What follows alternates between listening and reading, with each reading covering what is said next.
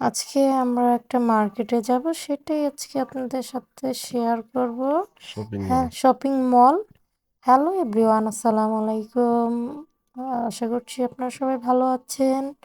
বাড়ির সাথেই, বেশি দূরে নয়, একটা শপিং মল ছিল, সেটাতেই আজকে গিয়েছিলাম, অ্যারোমা 2-এ।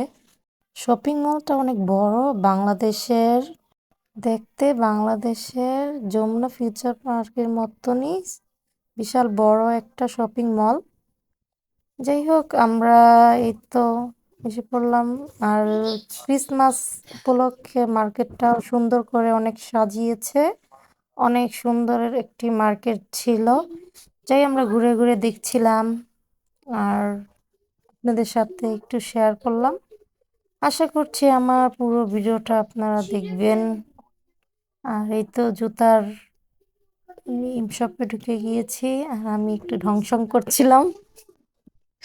আর এই তো জুতাগুলো দেখছিলাম, জুতা ট্রায়াল দিচ্ছিলাম, কিন্তু জুতা যেটা পছন্দ হচ্ছে সেটা পায়ের মাপে হচ্ছে না।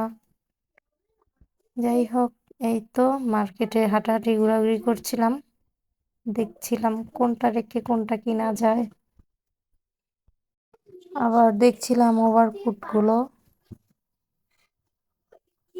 সবগুলি সুন্দর লাগছিল দেখে। আর এই তো ঘোরাঘুরির পর এইখানে ওরা গেম খেলবে, কিন্তু গেম খেললে কি হবে, কিছুই পারে না, শুধু শুধু গেম ট্রাই করেছিল, কিন্তু একটা খেলনাও পায়নি।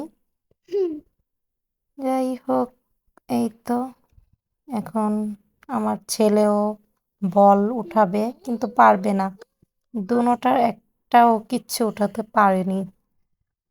যাই হোক, এই তো একটু কফি খেয়ে নিলাম কফি শপ থেকে।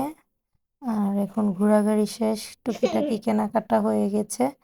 ক্রিসমাস উপলক্ষে শপিং মলটা অনেক সুন্দর করে সাজিয়েছে, খুবই সুন্দরভাবে ডেকোরেশন করেছে। আর আরেকটা মার্কেটের ভিতরে ঢুকে গেলাম, দেখছিলাম ব্লেজার স্যুট বা সুইটার, ওভারকোট, কিন্তু পছন্দ হচ্ছিল না একটাও। তারপর আনজারাতে ঢুকে গিয়েছিলাম, একটু দেখছিলাম আনজারার ভিতরে। যাই হোক, ঘুরে ঘুরে দেখে দেখে পা ব্যথা হয়ে গেছিল, এত বিশাল বড় মার্কেট, ঘুরেও শেষ করার মতন না।